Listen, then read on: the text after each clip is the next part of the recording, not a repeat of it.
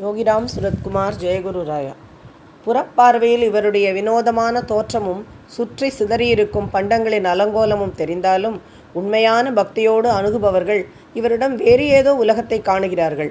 அந்த அழுக்கான ஆடைகளினூடே உள்ளத்தின் அழுக்கை போக்கும் ஞான கங்கையே காணுகிறார்கள். இவர் கை விசிறி தம்முடைய மனத்தை அலைக்கும் தீய குணங்களை ஓட்டுவதாக நினைக்கிறார்கள். இவருடைய முண்டாசு தம்முடைய பொறுப்புகளை எல்லாம் சுமந்து தமக்கு ஒரு பாரமும் வைக்காமல் வாழ்க்கையை லேசாக்கி விடுவதாக உணர்கிறார்கள். இவருடைய சிரிப்பிலே கலந்து கொண்டவர்கள் அந்த நேரத்தில் தாமே குழந்தைகளாக மாறும் அனுபவத்தை பெறுகிறார்கள். யாவரும் சிரித்து மகிழ்ந்து குதூகலிக்கும் அந்த வேளையிலே எந்த ஆசுர சம்பத்தும் அங்கே அணுகாது, எந்த தீய எண்ணத்தின் நிழலும் அங்கே படாது. யமன் கூட அஞ்சி ஓடி ஒளிந்து கொள்ளுவான்.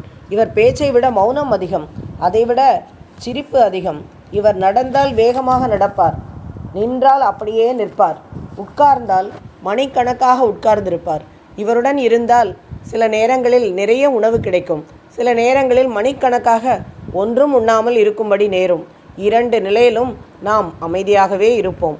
எத்தனையோ முரண்பாடுகள் இவரிடம் தோன்றும்.